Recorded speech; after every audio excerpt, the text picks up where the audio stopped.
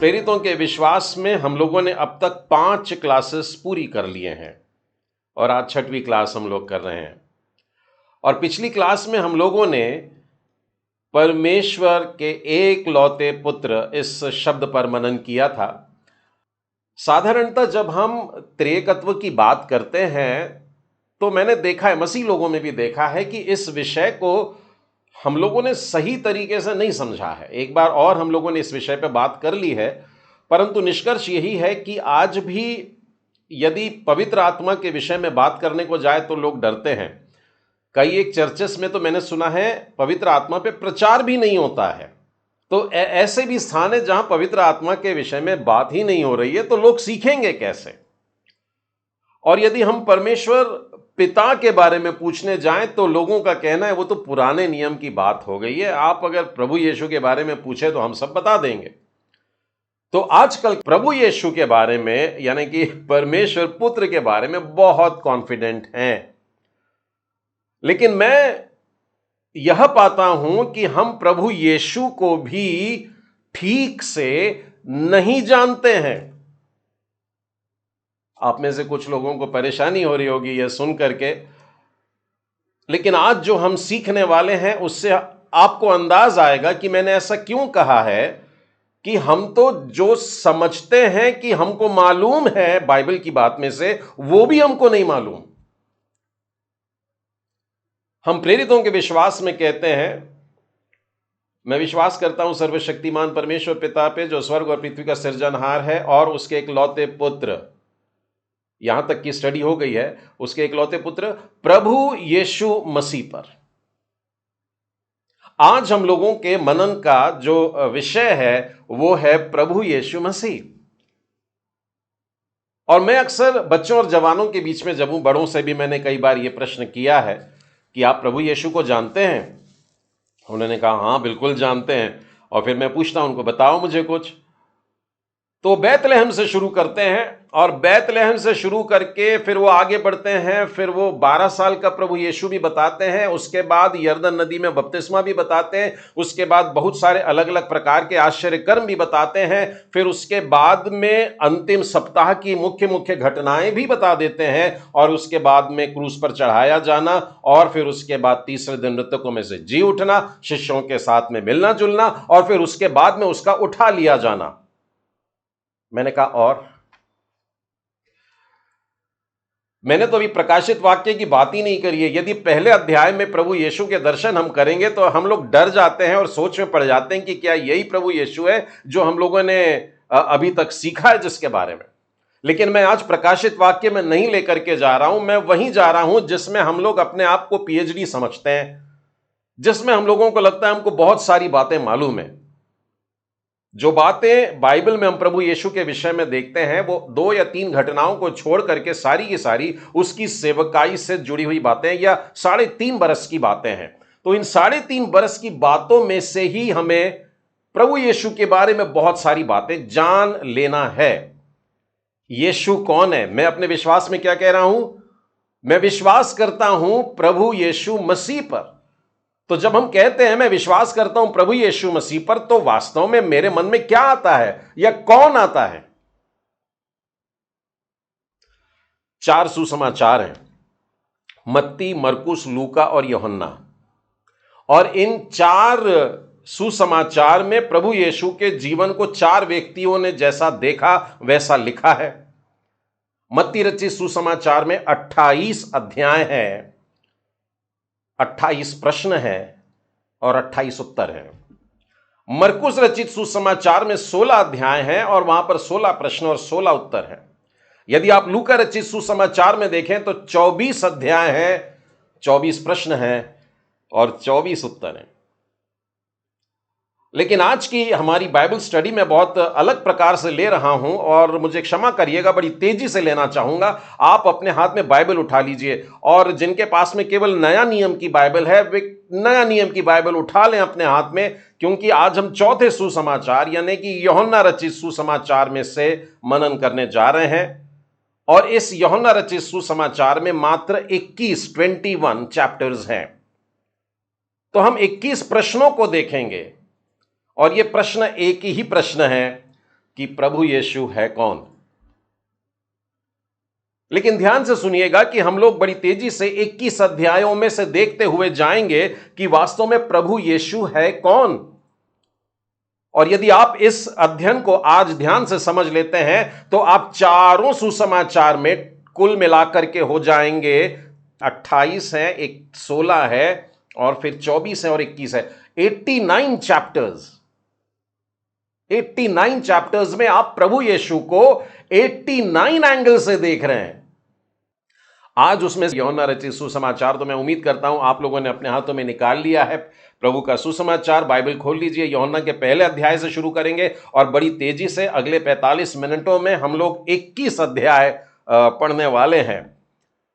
मैं आपको प्रोत्साहित करना चाहूंगा कि यूहन्ना में रुक मत जाना, और मैं आपको रेफरेंसेस नहीं बताऊंगा इस इच्छा से, उत्तर के रेफरेंसेस नहीं बताऊंगा इस इच्छा से कि आप इसे पढ़ें, आप इस पर मनन करें, आप इसका अध्ययन करें और फिर अपने आप जानिए कि प्रभु यीशु कौन है। चलिए शुरू करते हैं यूहन्ना रचित सुसमाचार और उसके पहले अध्याय में। और पहले अध्याय में हमको प्रश्न मिलता है 10वें वचन में, प्रभु यीशु से संबंधित प्रश्न जो है, और वो प्रश्न देखिए कैसे आता है। 10 वचन में लिखा है, वह जगत में था और जगत उसके द्वारा उत्पन्न हुआ। किसकी बात कर रहे हैं? प्रभु यीशु की बात कर रहे हैं। और जगत ने उसे नहीं पहचाना। सुसमाचार का आरंभ हो रहा है और पहला अध्याय है, और पहले ही अध्याय में बताया गया कि सब कुछ जो आज नजर आता है, मैं और आप नजर आते हैं, ये सारी दुनिया नजर आ रही है, वो उसी के कारण नजर आ रही है। वो दुनिया में आ गया, लोगों के सामने आंखों से दिखाई भी दे रहा था, लेकिन लिखा है जगत ने उसे नहीं पहचाना। और यही बात आप अगले पूरे 21 अध्यायों में यही शब्द देखते रहेंगे कि प्रभु यीशु को कोई नहीं जान रहा। आज ये प्रश्न मैं अपने आप से पूछ रहा हूं, ये प्रश्न आप अपने आप से पूछिए कि क्या हम प्रभु यीशु को जानते हैं? जब हम अपना प्रेरितों का विश्वास कहते हैं तो बड़े सीना तान के कहते हैं मैं यीशु मसीह पर विश्वास करता हूं, लेकिन बाइबल के सुसमाचार यूहन्ना के अनुसार जो है उसमें 10वें वचन में लिखा हुआ है कि जगत ने उसे नहीं पहचाना। तो प्रभु यीशु फिर वास्तव में है कौन? इसके लिए तो पूरा अध्याय पढ़ना पड़ेगा। मैं पहले वाले का उत्तर आपको बता देता हूं, पर आगे से जितने रेफरेंसेस आएंगे आपको अपने आप ढूंढने हैं। यदि आप इसी अध्याय में 14वें वचन पर आ जाएं, तब आपको पता लगेगा कि प्रभु यीशु कौन है। लिखा है वचन देहधारी हुआ। वचन देहधारी हुआ। और यदि पहला वचन पढ़ते हैं तो आदि में वचन था, वचन परमेश्वर के साथ था, वचन परमेश्वर था।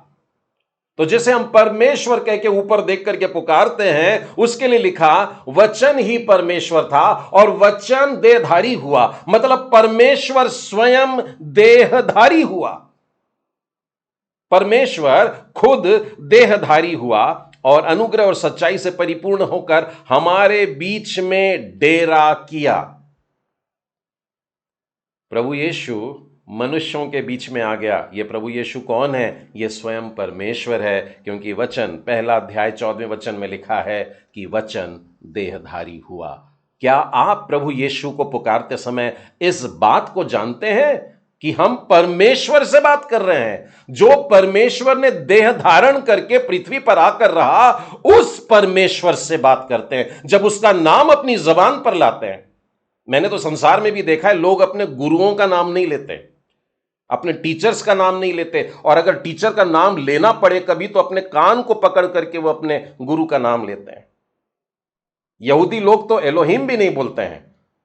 मैंने तो देखा है उन लोग कभी लिख करके भी बताते हैं तो जी लिखते हैं और डैश करके डी लिख देते हैं, मतलब लिखते समय भी गॉड नहीं लिख पाते हैं। वो इतना डरते हैं, इतना कांपते हैं। क्या कभी ये कपकपी मेरे में आई जब मैंने प्रभु यीशु का नाम लिया? तो क्या मैंने इस बात का एहसास किया कि वो स्वयं परमेश्वर है जो देह धारण किया है? चलिए दूसरे अध्याय की तरफ जाएंगे और बड़ी प्यारी घटना वहां पर घट रही है और गलील के काना में शादी चल रही है और ये अध्याय हर शादी में भी या फिर ऐसे मौकों पर जब बड़ा मजा है वहां पर पढ़ा जाता है। लेकिन आपको मालूम है यहां पर भी न पहचानने वाले लोग हैं, और यहां पर प्रभु यीशु की जो माता है मरियम, वो उससे कुछ कह रही है और आकर के उस घर की समस्या को बताती है, दाखरस नहीं है। और उस समय प्रभु यीशु माता मरियम से कह रहे हैं, हे नारी, मुझे तुझसे क्या काम, अभी मेरा समय नहीं आया। मां अपने बेटे को बोल रही थी कुछ करने के लिए। अब देखिए, सांसारिक दृष्टिकोण से उस घर में जहां शादी चल रही है, दाखरस खत्म हो गया है, एक बड़ी समस्या, शादी के घर में खाना पीना कुछ कम हो जाए वो बड़े रोने की बात हो सकती है। और मरियम ने इसी दृष्टिकोण से कहा था, लेकिन यीशु ने सेवकाई शुरू कर दी है। वो अभी नासरत में रहने वाला यूसुफ और मरियम और उनकी गोद में बैठने वाला वो बालक नहीं है जिसने 12 साल की उम्र में हाथ पकड़ के वापस गया था। उसने तो 12 साल में कह दिया था कि मेरे पिता के घर में रहना जरूरी है, लेकिन उसके बावजूद उम्र के 30 साल अपने मां बाप के अधीन रहा। और आज जब मां ने कही दाखरस खत्म हो गया, यीशु अपने क्रूस की ओर देख रहे थे, लगातार क्रूस की ओर देख रहे थे, और वो जानते थे कि मुझे एक दिन अपना लहू देना है। और उन्होंने कहा दाखरस देने का समय तो अभी नहीं आया। मतलब प्रभु यीशु लगातार अपने जीवन में आत्मिक बातों पर ही मन लगाया करते थे। एक और उदाहरण देखिए, प्रश्न है वहीं पर, अगर आप 20वें वचन के पास में आएंगे तो पता लगेगा। 19 में प्रभु यीशु ने यरूशलेम में खड़े हैं, मंदिर पीछे ही दिख रहा है, और यीशु ने कहा तुम इस मंदिर को ढा दो, मैं इसे 3 दिन में खड़ा कर दूंगा। और लोगों ने यीशु को नहीं देखा, परंतु यीशु के पीछे उस भव्य मंदिर को देखा। और वो लोग कह रहे हैं, देखिए क्या लिखा है, इस मंदिर को बनाने में 46 वर्ष लग गए, और क्या तू उसे 3 दिन में खड़ा कर देगा?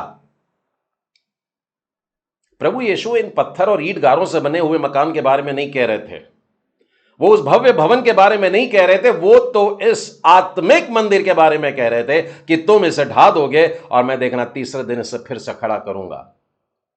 जब हम प्रभु यीशु की तरफ देखते हैं तो किस लिए देखते हैं? खाने पीने को मांगने के लिए देख रहे हैं, या अपने घर और मकान को बनाने के लिए देख रहे हैं? प्रभु यीशु आपको दाखरस जो देना चाहते हैं वो क्रूस पर बहाया हुआ उसका लहू है। और जब आप प्रभु यीशु के पास में आते हैं तो महज संसार की चीजें जो दिखती है और नाश हो जाने वाली है, जैसे कि घर है, कपड़ा है, रोटी है, इस प्रकार की चीजों के लिए आते हैं। यीशु कहता है मैं 3 दिन में खड़ा करके दिखा दूंगा। आप आत्मिक बातों के लिए, अपने उद्धार के लिए, और अपने अपने छुड़ाए जाने के लिए, और अपने पुनः पुनरुत्थान में आने के लिए, क्या इस बात के लिए कभी प्रभु यीशु की तरफ देखा है? अगली बार जब प्रभु यीशु के पास अपनी दुआ और प्रार्थना को लेकर के आएंगे तब इस बात को ध्यान में रखना। दूसरा अध्याय कहता है कि हमारा प्रभु यीशु निर्माण करता है, सृष्टि करता है, बनाने वाला परमेश्वर है। तीसरे अध्याय में आएंगे, यूहन्ना रचित सुसमाचार का तीसरा अध्याय अंधेरी रात से शुरू होता है। और प्रभु यीशु यहां पर एक व्यक्ति को, देखिए वो भीड़ को भी सुनाया करता था, एक व्यक्ति को भी सुनाया करता था, दिन में सुनाता था, और यहां पर तो रात का समय है। और वहां पर फरीसियों में भी एक चीफ व्यक्ति है और उसका नाम निकोदेमुस लिखा हुआ है। वो निकोदेमुस के पास में आता है, और जो बातें वहां पर होती है वो नए जन्म से जुड़ जाने वाली बातें, परमेश्वर के राज्य में प्रवेश की बातें होती है। तो प्रभु यीशु उससे कह देते हैं मैं तुझसे सच सच कहता हूं, तेरा नए सिरे से जन्म होना बहुत जरूरी है। अब ये कंसेप्ट भी एक यहूदी व्यक्ति को, एक फरीसी व्यक्ति को, एक व्यवस्था के जानकार व्यक्ति को भी समझ में नहीं आ रही है। प्रभु यीशु की बातें बड़ी कठिन होती है। हम लोगों को लगता है बाइबल बड़ी आसान है, लेकिन आज पता लग रहा है कि यह गुरु है, मालूम है आपको, यह सिखाने वाला रब्बी के समान है। अब आप वचन में देखिए कि वो क्या कहता है। 9वें वचन में, निकोदेमुस ने उसको उत्तर दिया, ये बातें कैसे हो सकती हैं? प्रभु यीशु ने उसको नए जन्म की प्रक्रिया बताई थी।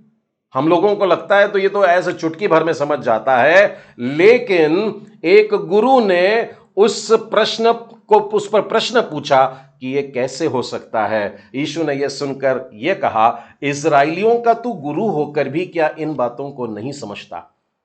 यानी इतना लर्नेड व्यक्ति रहने के बाद भी तुझे नहीं समझता। अब आप अपने आप को निकोदेमुस के सामने रख करके, खड़ा रख करके देखिए और बताइए कि क्या मैं आज उद्धार की बात लोगों को स्पष्ट बता सकता हूं? यूहन्ना 3:16 हम लोगों ने याद कर लिया। ये उस चैप्टर के लगभग बीचों बीच का वचन है। लेकिन पहले की बात की तरफ हम गौर करें। हमारा प्रभु यीशु उद्धार करता है। इससे पहले कि मैं दूसरों को समझाऊं, मुझे स्वयं यह समझ लेना बहुत जरूरी है। चौथे अध्याय पर आइए। तीसरे में हमने देखा था कि प्रभु यीशु एक पुरुष से बात कर रहे हैं, उद्धार की बात कर रहे हैं। स्त्रियों से भी प्रभु यीशु बात कर रहे हैं, और यहां पर एक स्त्री है।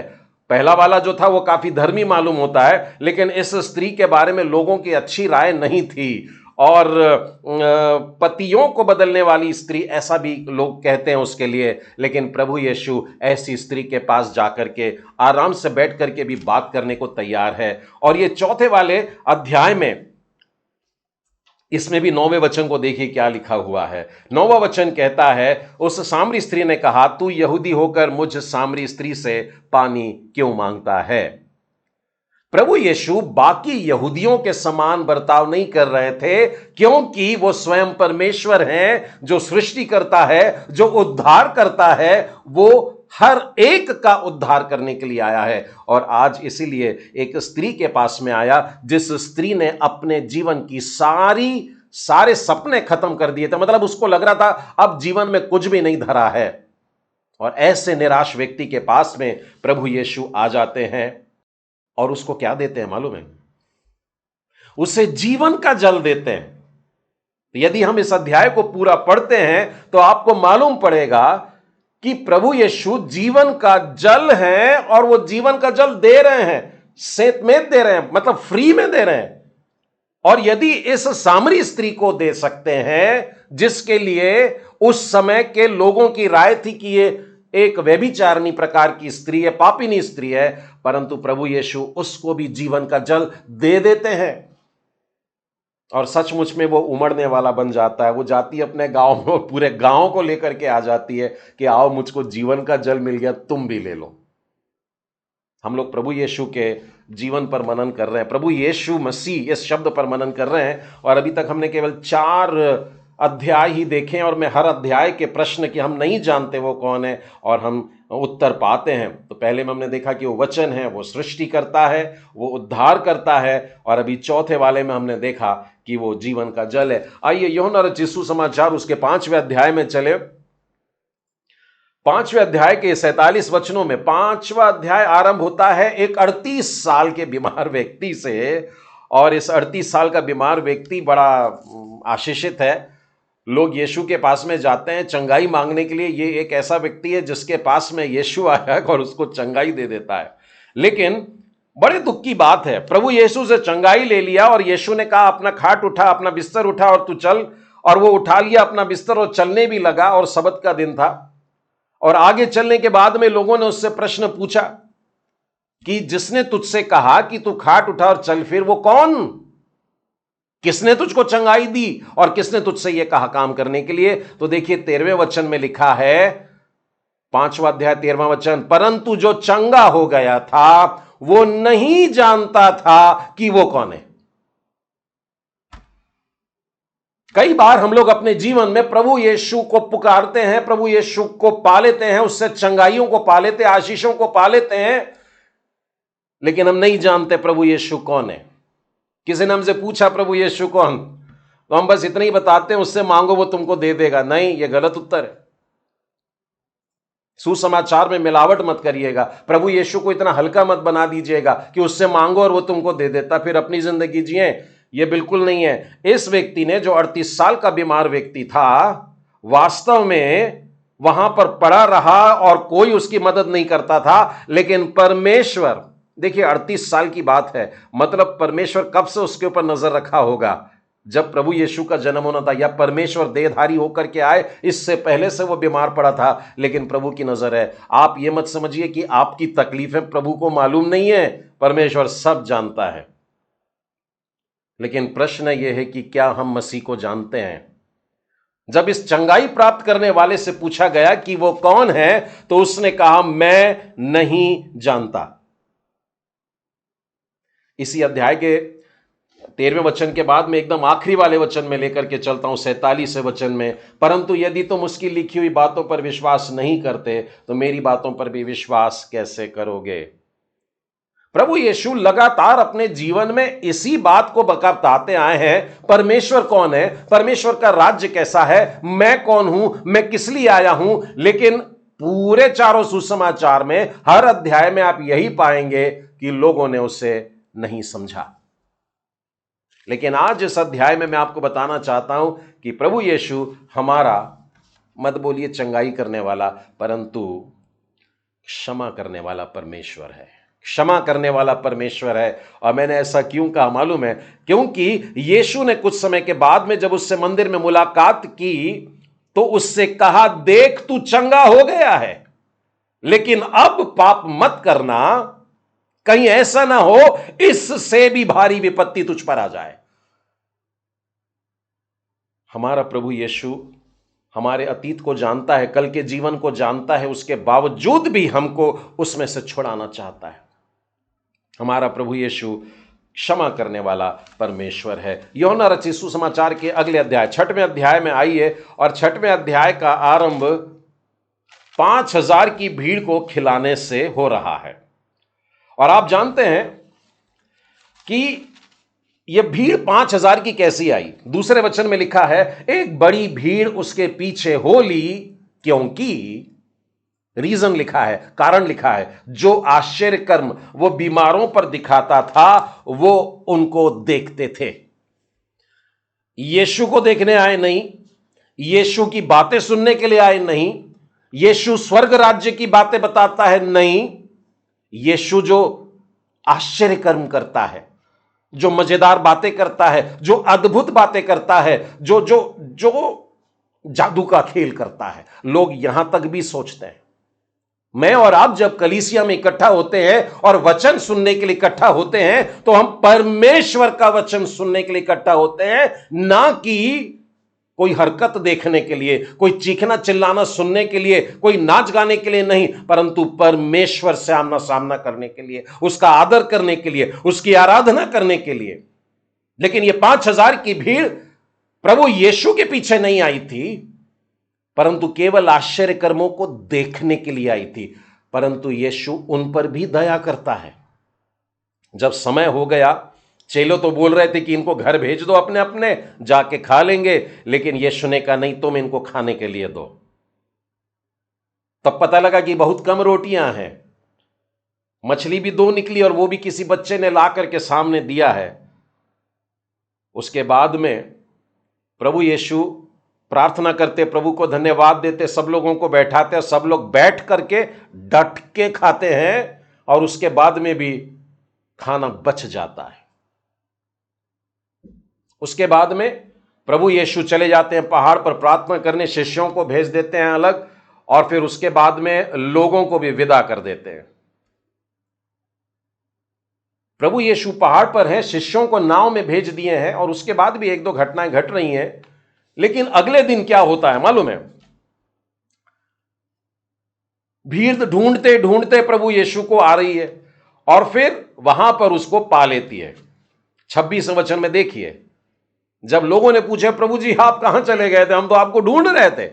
देखिए कौन सी भीड़ है, जो आश्चर्य कर्मों के पीछे चल रही थी, यीशु के पीछे नहीं। अब वो यीशु को ढूंढती हुई आ रही है। अब यीशु ने देखिए और भी बड़े शब्दों में डांट दिया उनको, मैं तुमसे सच सच कहता हूं, तुम मुझे इसीलिए नहीं ढूंढते हो कि तुमने आश्चर्य कर्म देखे। यानी तुम्हारा पहला नजरिया जो था, जो तुम्हारा पहला एम था, वो भी अब नहीं रहा। आश्चर्य कर्म देखने के लिए भी नहीं आ रहे हो, पर किस लिए आ रहे हो?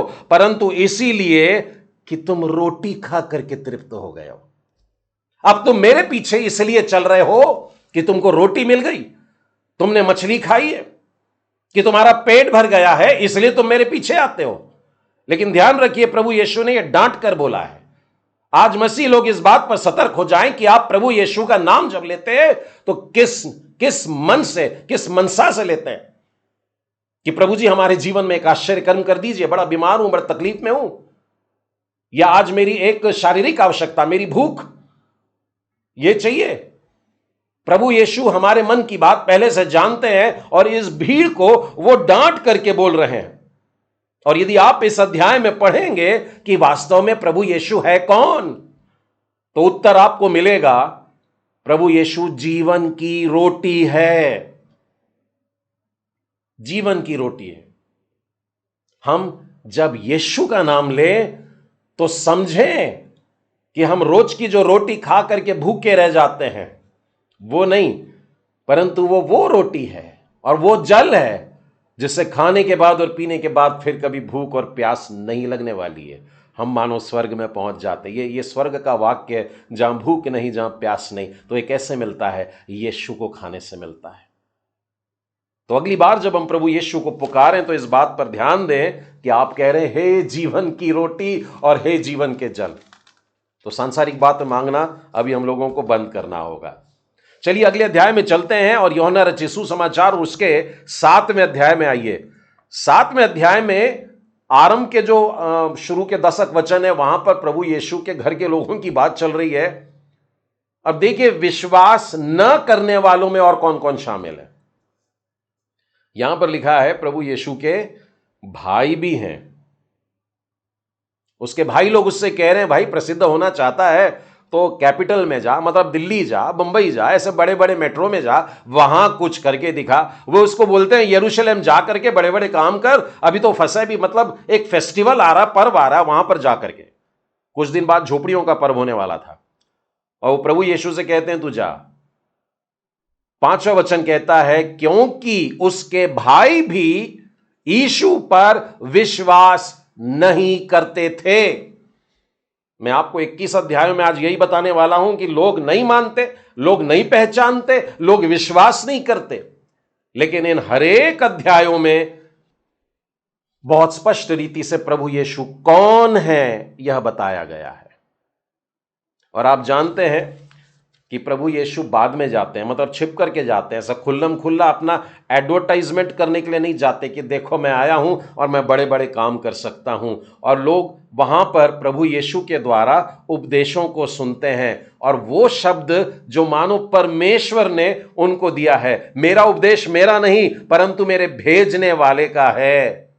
वो परमेश्वर के बारे में बात कर रहे हैं, स्वर्ग राज्य के बारे में बात कर रहे हैं। और ये यहां पर सारी बातों को अगर हम देखेंगे तो यही पता लगता है कि हमारा प्रभु यीशु जो है वो धरती में का नहीं परंतु वास्तव में स्वर्गीय है। We have a heavenly Jesus.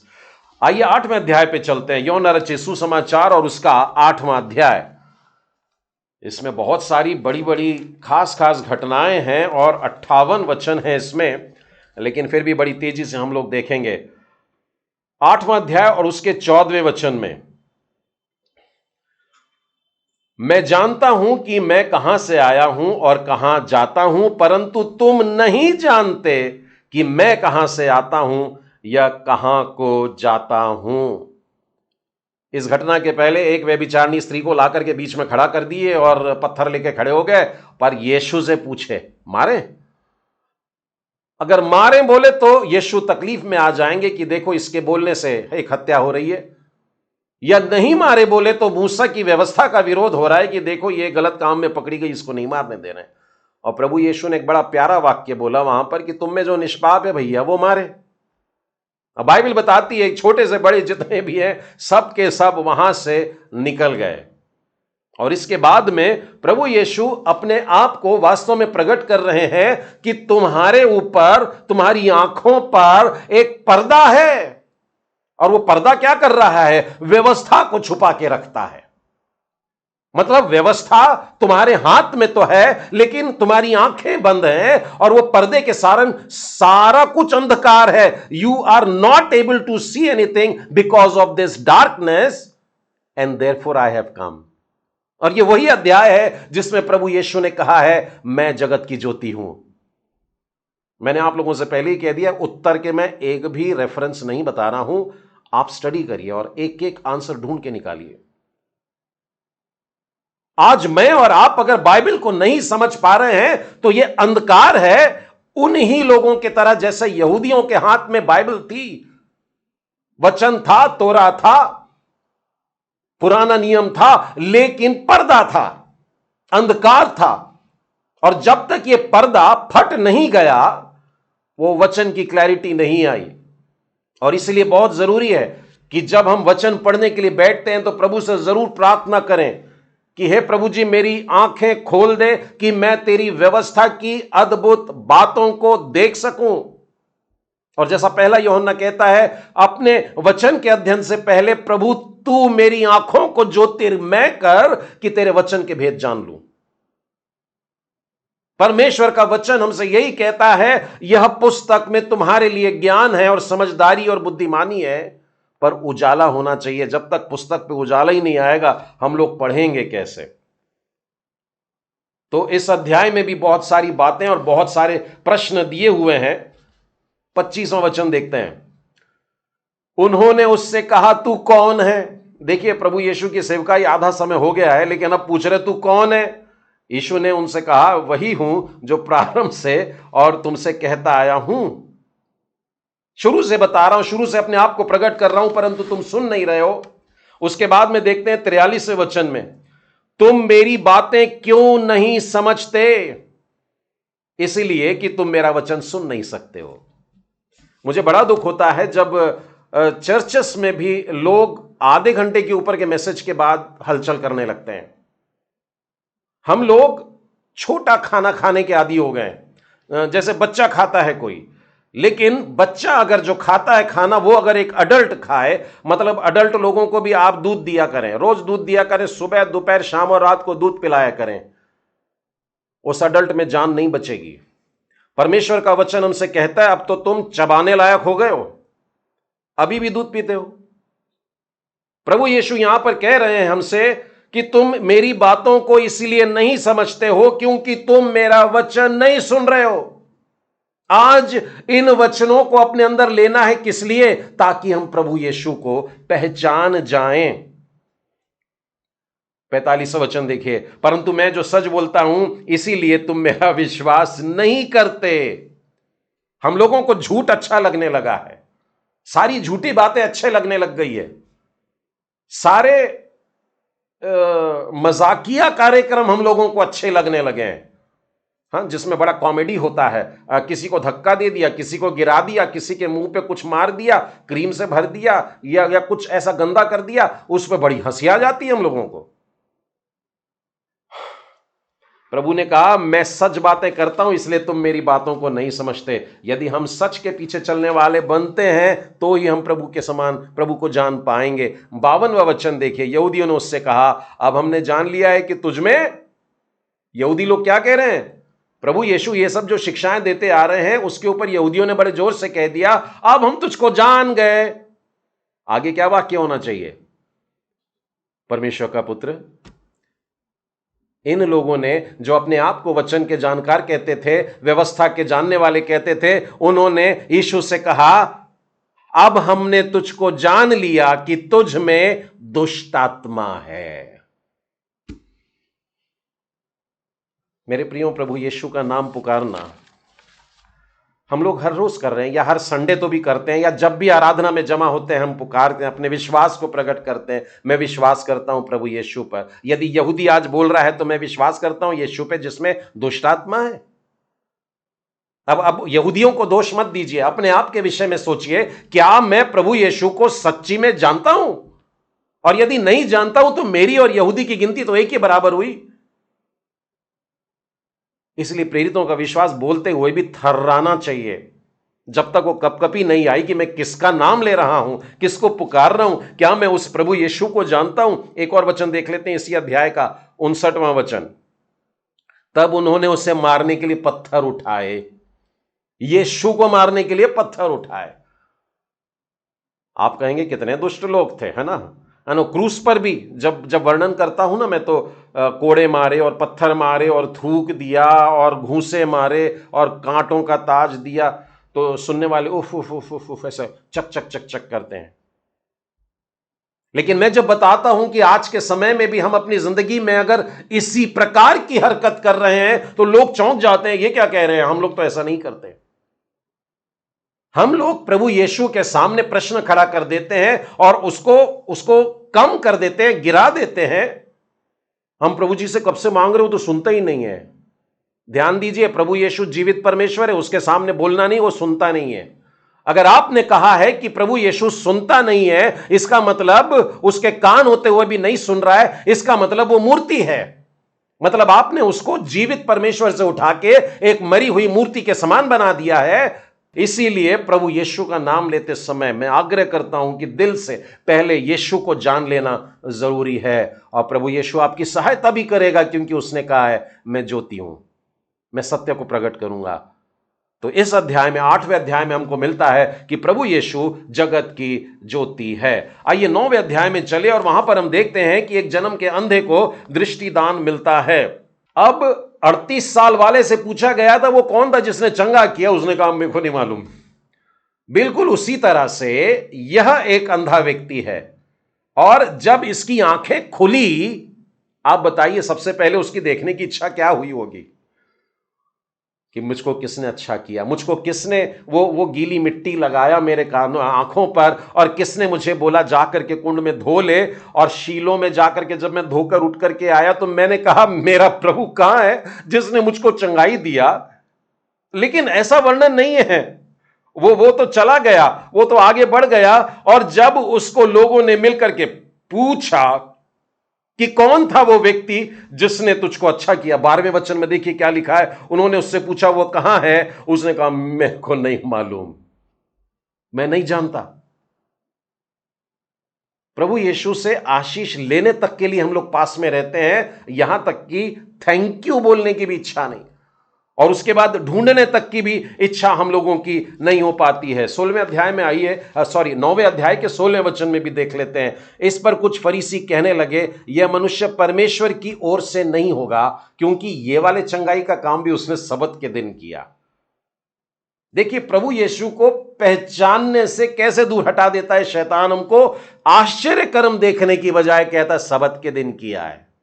और सबत के दिन किया है मतलब जरूर व्यवस्था का विरोध कर रहा है, लेकिन प्रभु यीशु ने सबत के दिन के कार्यों को भी अच्छे से समझा चुके हैं।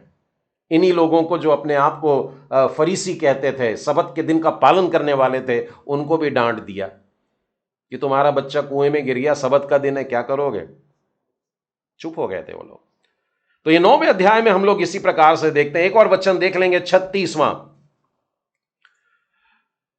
देखिए प्रभु यीशु फिर से एक बार उससे मिल रहे हैं और वो अंधे से मिलते हैं, और लिखा है जब उससे भेंट हुई तो यीशु ने उससे पूछा कि क्या तू परमेश्वर के पुत्र पर विश्वास करता है। 36वें वचन में लिखा है हे प्रभु वो कौन है कि मैं उस पर विश्वास करूं। ये शब्द मसीही लोगों के लिए है जो बार बार बाइबल पढ़ते हैं, बार बार संगति में रहते हैं, बार बार चर्च जाते हैं, लेकिन फिर भी अभी मालूम नहीं है कि वो कौन है।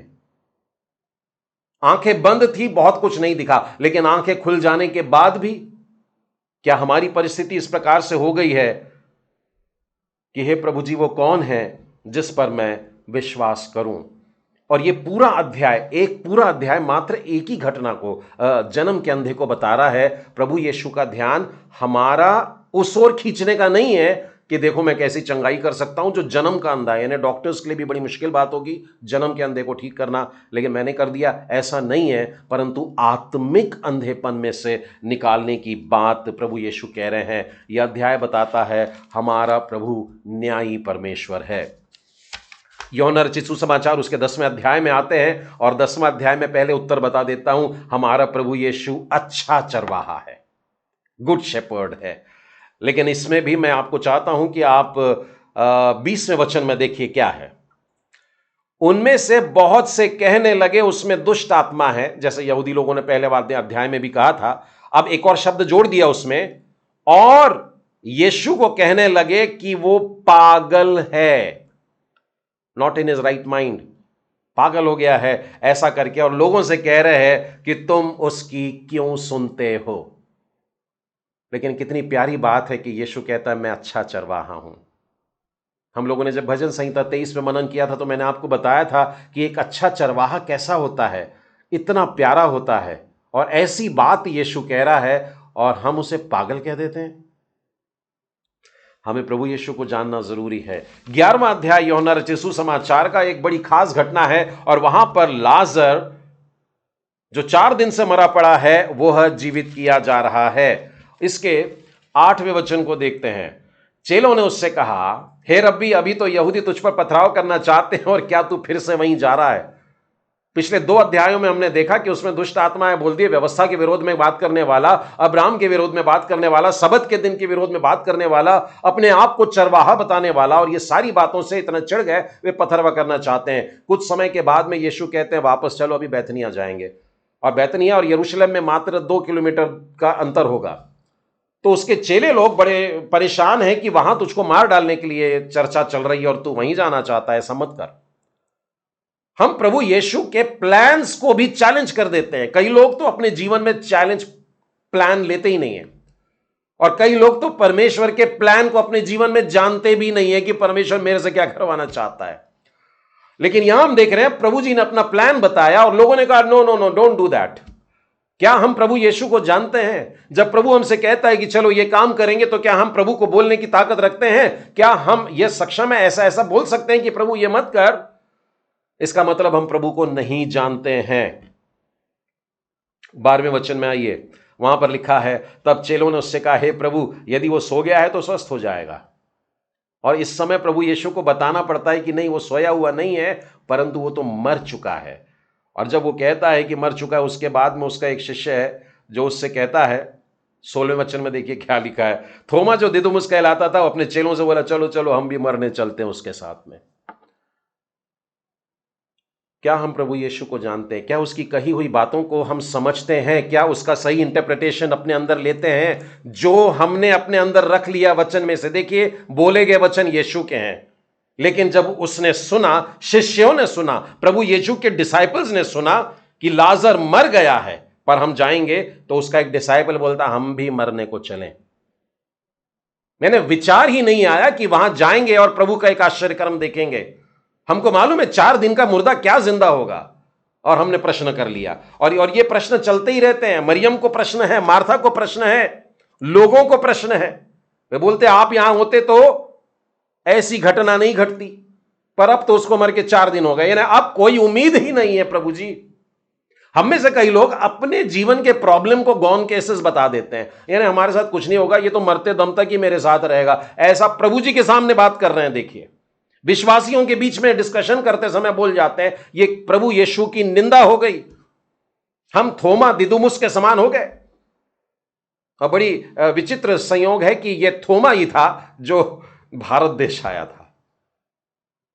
तो हम लोग प्रभु यीशु को जानते नहीं, उसकी उसकी उसकी महानता को जानते नहीं, उसकी सामर्थ्य को जानते नहीं, और कहते हैं हम मरने को चले। प्रभु यीशु जीवन देने वाला परमेश्वर है, और इसी अध्याय में आपको मिलेगा कि यीशु हमारा पुनरुत्थान और जीवन है।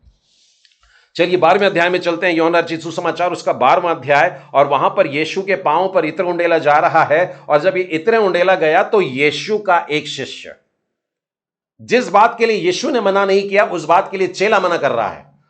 वो लोग को मना कर रहा है, उस स्त्री को मना कर रहा है, ये तू क्या कर रही है, इतनी महंगा सा, लाखों का था वो इत्र तूने उड़ा दिया, तू तोड़ दिया बोतल, और वो सारा इत्र फैल गया, सब सुगंधित हो गया। यीशु शांत थे। प्रभु यीशु ने इस घटना को जान करके लिया, मेरे गाड़े जाने का दिन बड़े पास है, और मेरे गाड़े जाने के समय इनको इतना समय भी नहीं मिलेगा कि मेरे को इत्र से लपेट दे, और इसलिए मेरे गाड़े जाने के लिए इसने आज मुझ पर इत्र डाली है। लेकिन इनको फिक्र लगी थी कि ये तो कंगालों को, अब कंगालों के लिए भी जब बोला उसने, तो बाइबल बताती है उसको कंगालों में कोई रुचि नहीं थी, वो तो अपनी जेब देख रहा था, क्योंकि वो चोर था। अब इस घटना में हम देखते हैं कि प्रभु यीशु की तरफ नजर लगी हुई है। वहां पर जितने लोग आए हुए थे, वो लाजर को देखने और यीशु उसको देखने के लिए भी थे। और उसके बाद में यरूशलेम में प्रभु यीशु प्रवेश करते हैं, सारे लोगों की नजर उस पर लगी है, लोग उसको राजा बनाने के लिए ला रहे हैं, सारे के सारे लोग वहां देख रहे हैं। जहां पर बच्चे भी हैं और वो लोग भी होसन्ना चिल्ला रहे हैं, और नगर बड़े बड़े पत्थरों से भी घिरा पड़ा है, और ये पत्थर भी मानो मुंह खोल करके बस बोलना ही चाह रहे हैं, प्रभु यीशु मसीह की जय। वहां पर यूनानी लोग भी आ गए हैं। 12वें अध्याय में देखिए, यूनानी लोग भी आकर के उससे मिलना चाहते हैं, और प्रभु यीशु लगातार क्रूस की ओर देख रहे हैं। इस बात का भी वर्णन है। इस अध्याय में हम देखते हैं कि प्रभु यीशु जो है ये सारी बातों का एक आकर्षण का केंद्र बने हुए हैं। मतलब सारी बातों में से भी हम देखते हैं तो प्रभु यीशु और प्रभु यीशु को ही देख पाते हैं। 13वें अध्याय यूहन्ना में लिखा है, प्रभु यीशु अपने चेलों के पांव धोते हैं और पांव धोते धोते जब वे पतरस के पास में पहुंचते हैं, पतरस कहता है, तू मेरा पांव कभी नहीं धोने पाएगा। प्रभु यीशु कुछ काम कर रहे हैं और हम उसको रोक भी देते हैं। यीशु ने यह सुनकर के उसको डांटा, यदि मैं तुझे ना धोऊं तो मेरा तेरे साथ में कुछ भी साझा नहीं। प्रभु यीशु जो करना चाहते हैं आपके जीवन में उसे करने देना। कभी कभी कोई बात समझ में नहीं आती कि प्रभु यीशु हमारे साथ ऐसा क्यों कर रहे हैं, पर फिर भी यीशु को करने देना है। यदि हम नहीं करने देते हैं तो मेरा और प्रभु यीशु का कोई साझा नहीं है। और शमौन उस सिचुएशन को संभाल करके कुछ बताना चाहता है, प्रभु जी ऐसा कर दीजिए कि पूरा धो दीजिए, लेकिन यीशु कहते हैं कि नहीं, तू पूरा तो नहा चुका है, सिर्फ पांव धोने की आवश्यकता है। लेकिन इस घटना के बाद में यीशु उनको पूछ रहे हैं, क्या तुम समझे? 12वां वचन का अंतिम भाग देखिए, क्या तुम समझे कि मैंने तुम्हारे साथ में क्या किया? प्रभु यीशु की बताई हुई सारी बातें और प्रभु यीशु के द्वारा किए हुए सारे कामों पर हमको मनन करना चाहिए ताकि हम वास्तव में प्रभु यीशु को समझें। हम अपनी मंडलियों में कई बार झगड़े करते रहते हैं, मैं बड़ा हूं, उसको नीचे रख करके मैं इंपॉर्टेंट हूं, मैं ज्यादा हूं, और इस प्रकार के यहां इनके शिष्यों में यही झगड़ा चल रहा था कि बस 2 दिन के बाद तो प्रभु यीशु अभी तख्ता पलटने वाले हैं और अभी हम लोग राजा के पास बैठेंगे, कौन बड़ा है। उनमें चर्चा चल रही थी कौन बड़ा है, लेकिन यीशु ने उनके पांव धोकर के कहा, यदि तुम में जो बड़ा होना चाहता है तो वो तुम में से सबका छोटा बन जाए, तुम में से सबका सेवक बन जाए। और पांव धोने तक की बात वहां पर बताई गई है। तो यदि हम यीशु को यहाँ पर देखते हैं तो एक सेवक के रूप में हमको नजर आता है। 14वें अध्याय में आइए, और 14वें अध्याय में हम लोग जानते हैं, मैं यहाँ पर फिर एक बार आप लोगों को बताना चाहता हूँ कि प्रभु यीशु मार्ग है और सत्य है और जीवन है। और इसमें मैं 29वें वचन की तरफ आपको लेकर के चलना हूँ, जहाँ पर एक प्रश्न है, और मैंने अब इसके होने से पहले तुमसे कह दिया है कि जब वह हो जाए तब तुम विश्वास करो। प्रभु यीशु जो बातें कर रहे हैं, कह रहे हैं, वो शिष्यों की समझ में नहीं आ रही थी। आज भी जब हम बाइबल पढ़ते हैं तो सारी बातें एकदम समझ में नहीं आती है, लेकिन जब हम उसके पीछे लगे रहते हैं, अपनी प्यास को लेकर के लगे रहते हैं, प्रभु यीशु कहते हैं पर कुछ समय बाद यह समझ तुम्हें मिलेगी, तब तुम इसको समझ पाओगे और तब तुमको विश्वास होगा। तो वचन पढ़ते समय में भी अगर आप महसूस करते हैं मेरे को समझ में नहीं आ रहा, मेरे को याद नहीं हो रहा, मेरे को वचन के संख्या संदर्भ याद नहीं रहते हैं, थामे रहिए, प्रभु धीरे धीरे प्रदान कर रहा है और ये सारी बातें आपको जरूर देगा। 15वें अध्याय में आइए तो हम यहां पर यीशु को देखते हैं कि वही सच्ची दाखलता है।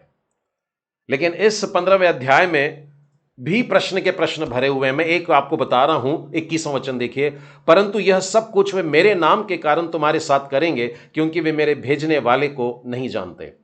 क्या करने वाले हैं? वे तुम्हें सताएंगे। क्यों सताएंगे? क्योंकि तुम मेरे अनुयायी हो। और तुम मेरे अनुयायी होने का कौन सा पाप हो गया? क्योंकि वो मुझे नहीं जानते, और मुझे नहीं जानते क्योंकि मेरे भेजने वाले को नहीं जानते। एक चेन बन जाती है, और प्रभु यीशु ने ये बातें हम लोगों को पहले से बता करके रख दी है ताकि ये जब घटनाएं घटेगी तो हम आश्वस्त रहें।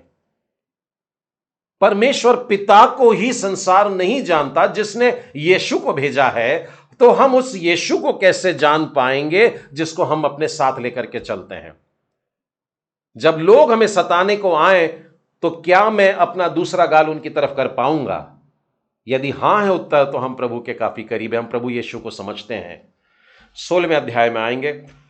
16वें अध्याय में उसके 12वें वचन को देखिए, मुझे तुमसे और भी बहुत सी बातें कहनी है, परंतु अभी तुम उन्हें सह नहीं सकते।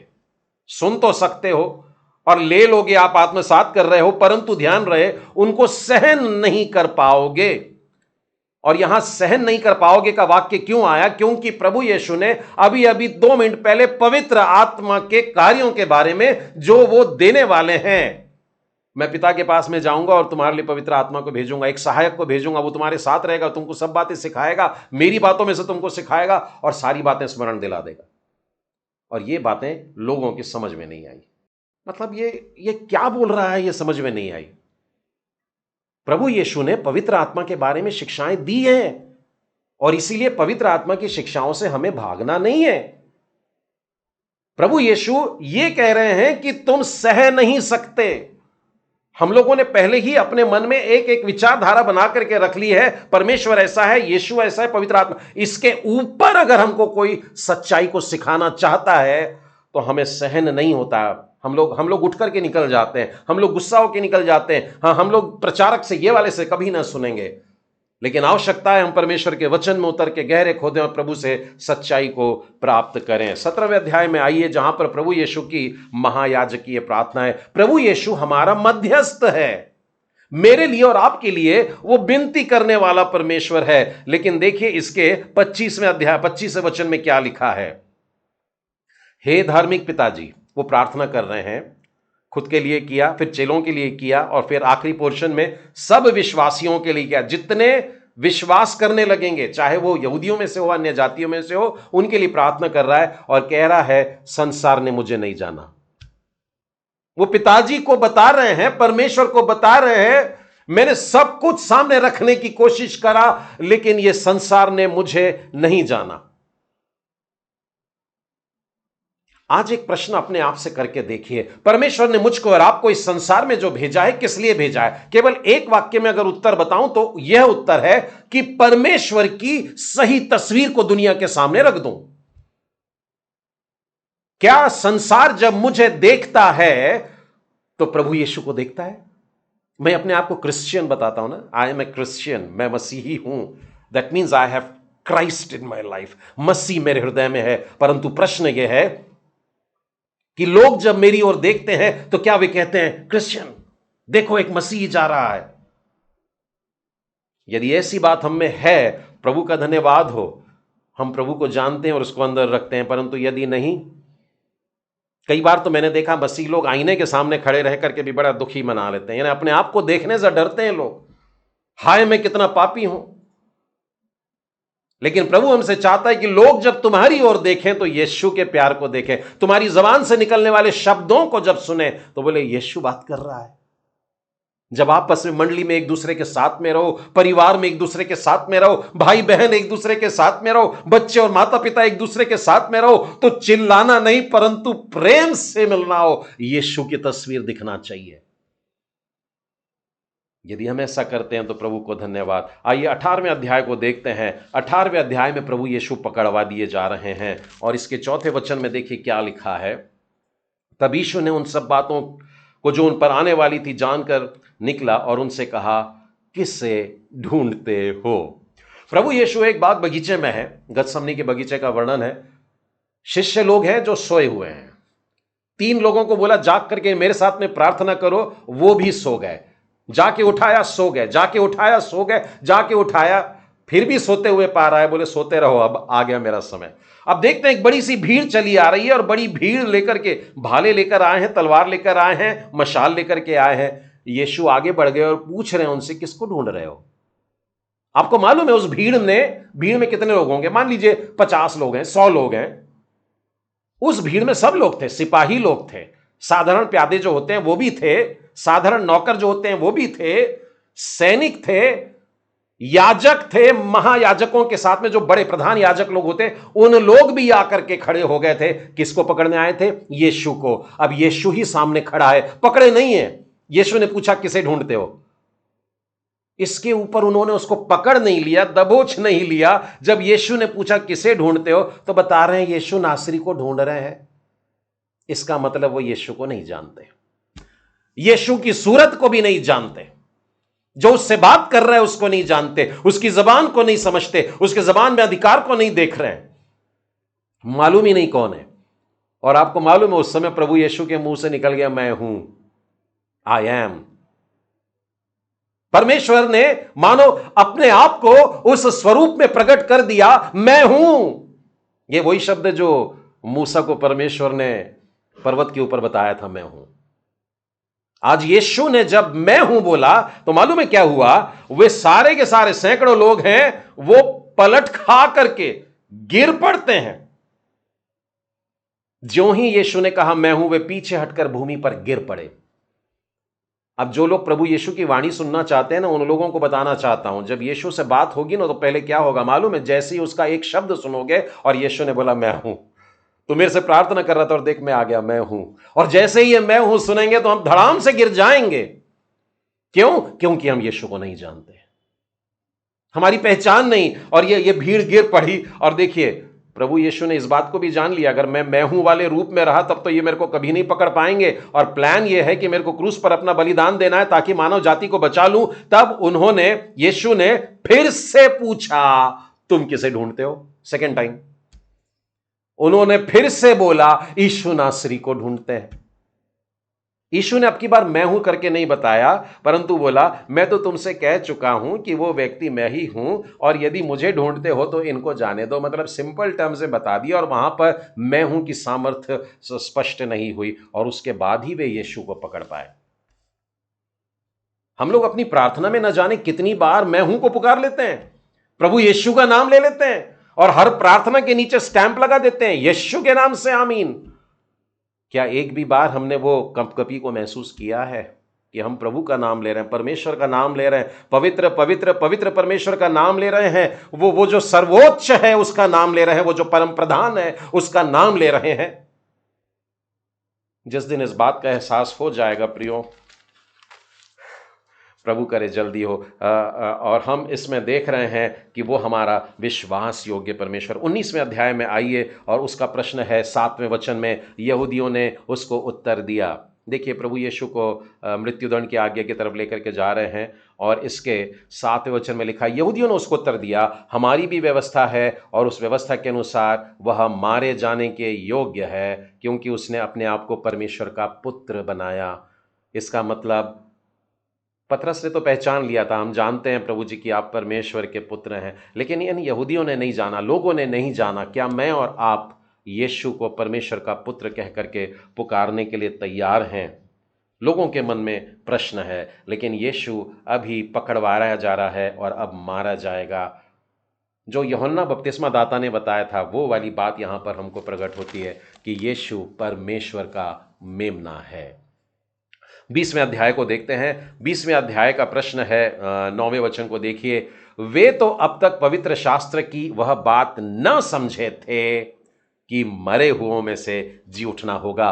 प्रभु यीशु जी उठे हैं, पुनरुत्थान हो चुका है, और कब्र खाली है, और मरियम ने देख ली है, लोगों को आके बता दी, पतरस ने भी देख लिया कब्र खाली है, और यूहन्ना ने भी देख लिया कब्र खाली है, लेकिन अब भी विश्वास नहीं करते।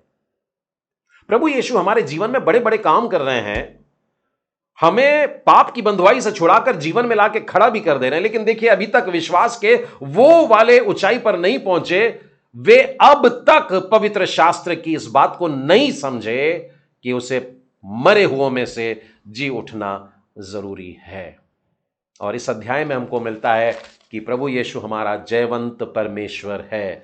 आखिरी अध्याय 21वां अध्याय जो है, वहां पर मैं प्रभु यीशु को मुख्य चरवाहे के रूप में देखता हूं। और आप समझ गए मेरा इशारा किस ओर है। यीशु ने पतरस से 3 प्रश्न पूछे थे, और उन 3 प्रश्नों के उत्तर जब उसने हां में उत्तर दिया कि हां यीशु से प्यार करता हूं, मैं यीशु को जान गया हूं और यीशु से मैं अब प्यार करता हूं, तो यीशु आपको एक काम सौंपेंगे, और वो काम आप स्वीकार कर लेंगे, और यीशु फिर दूसरा क्वेश्चन पूछेंगे, और वो यही पूछेंगे क्या तू मुझसे प्रेम करता है?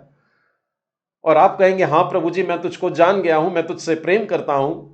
और यीशु आपको एक और काम देंगे, और एक बड़ा काम देंगे, और उसके बाद फुल स्टॉप नहीं है। जब तक हमारी जिंदगी चलती रहेगी, प्रभु यीशु फिर से सुबह सुबह आकर के आपसे क्वेश्चन पूछेंगे, मेरी बेटी मेरा बेटा क्या तू मुझसे प्रेम करता है? और यदि आप उसको कहेंगे हां प्रभु जी मैं आपसे प्रेम करता हूं, बेटा एक और बड़ा वाला काम है, ये भी कर ले। और इस रीति से प्रभु यीशु अपने जानने वालों को काम पर काम सौंपते हैं, बशर्ते वो ये कह दे यीशु मैं आपसे प्रेम करता हूं। इस बात में, इस अध्याय में पतरस को ही पकड़ा, मालूम है क्यों? क्योंकि पतरस के मन में क्वेश्चन था। इस अध्याय की शुरुआत अगर आप देखेंगे तो वहां पर लिखा है, शमौन पतरस ने बोला, मैं तो मछली पकड़ने जा रहा हूं। मछली पकड़ने जा रहा हूं मतलब मैं अब सब छोड़ करके वापस उस दुनिया में जा रहा हूं जहां से मैं निकल करके आया था। यीशु के जी उठने के बाद भी आज पतरस को ऐसा देख करके लग रहा है उसके पास में उम्मीद नहीं है। यीशु के साथ 3.5 बरस चलने के बाद भी कहता उम्मीद नहीं है। मैं और आप मसीह जीवन जीते जीते न जाने कितने साल हो गए, लेकिन हम भी कभी कभी रो देते हैं और कहते हैं कि नहीं हो रहा। लेकिन यीशु आपके पास में आएंगे और आपसे बात करेंगे। और पतरस के पीछे मालूम है, पतरस लीडर था उनका। पतरस बोला मैं मछली पकड़ने जा रहा हूं, तो बाकी चेलों ने बोला रुक जा, हम भी आते हैं। यानी जब खुद गिरे तो अपने साथ और सैकड़ों को लेकर के गिर गए जो आपसे प्रेम करते थे। लेकिन प्रभु यीशु ने यहीं पतरस को पकड़ा और उसको 3 काम सौंप दिए, और एक काम से बढ़कर दूसरा और दूसरे से बढ़कर तीसरा। और ये 3 के बाद में स्टॉप नहीं हुआ। आप प्रेरितों के कार्य में जाइए, अगला चैप्टर, अगला बुक पढ़ेंगे तो आपको पता लगेगा पतरस को रोज एक काम प्रभु जी देता था। रोज उससे पूछता था कि क्या तू मुझसे प्रेम करता है। मेरे प्रियो, हम लोग जब प्रेरितों का विश्वास बोलते हैं और जब बोलते हैं मैं विश्वास करता हूं प्रभु यीशु पर, तो क्या आप जानते हैं ही इज योर एम्प्लॉयर।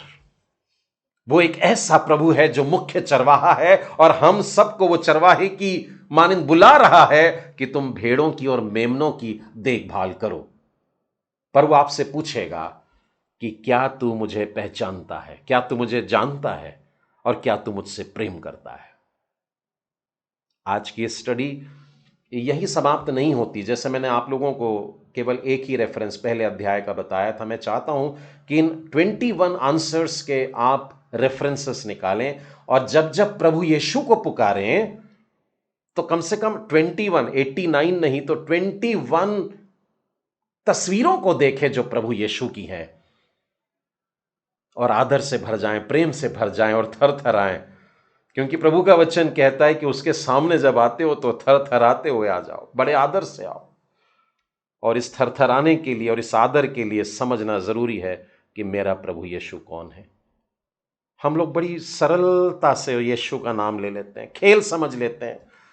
लेकिन अगर हमने प्रभु यीशु को जाना है तो अगली बार प्रेरितों का विश्वास बोलते समय इस शब्द पर क्षण भर के लिए रुक करके सोचना कि आपने किसका नाम लिया है। आइए हम लोग प्रार्थना करें। सर्वशक्तिमान प्रेमी परमेश्वर पिता, आज के इस सुंदर शाम में फिर एक बार धन्यवाद के साथ प्रभु जी आपके पास में आते हैं। आप हमारे वो प्रभु हैं जो अद्भुत परमेश्वर हैं। आप स्वयं हमारे सहायक हैं। आप मार्ग हैं और सत्य और जीवन, आप सच्ची दाखलता है। आप प्रतिष्ठित हैं, आप मध्यस्थ हैं, आप विश्वास योग्य हैं, आप परमेश्वर का मेमना है, आप जयवंत प्रभु हैं। आप बहुत सारे तरीकों से प्रभु जी आज दिखाई दे रहे हैं, और मैं जब सब इन बातों पे सोचता हूं प्यारे प्रभु जी, तो मैं कांप उठता हूं कि क्या मैं इसी प्रभु यीशु का हाथ थाम के चल रहा हूं, या मैं गिर रहा हूं और डूब रहा हूं और यीशु को पुकार रहा हूं प्रभु मेरा हाथ थाम लीजिए, और मेरा यीशु दौड़ कर आता है और मुझे बचा लेता है। हे प्रभु यीशु, हमारी आंखें खोल दीजिए ताकि हम आपको पूरी रीति से जानें, ताकि जो विश्वास वचन हम बोलते हैं प्रभु वो भी हम समझ सकें। आज इस वचन को सुनने वाले प्रत्येक प्रियजनों को आशीर्वादित करिए प्रभु। जितने बड़े हैं, बुजुर्ग हैं, बच्चे हैं, मासूम बच्चे हैं, हर एक को प्रभु परमेश्वर अपने आप को दिखाइए, उजाले में प्रभु परमेश्वर प्रकट करिए, ताकि हम आपको देखें, जानें, समझें और आपकी आराधना सच्चाई से और आत्मा से कर सकें। इस प्रार्थना को हम अपने उद्धारकर्ता प्रभु यीशु मसीह के नाम में मांगते हैं, इसलिए सुनो, ग्रहण कर। आमीन।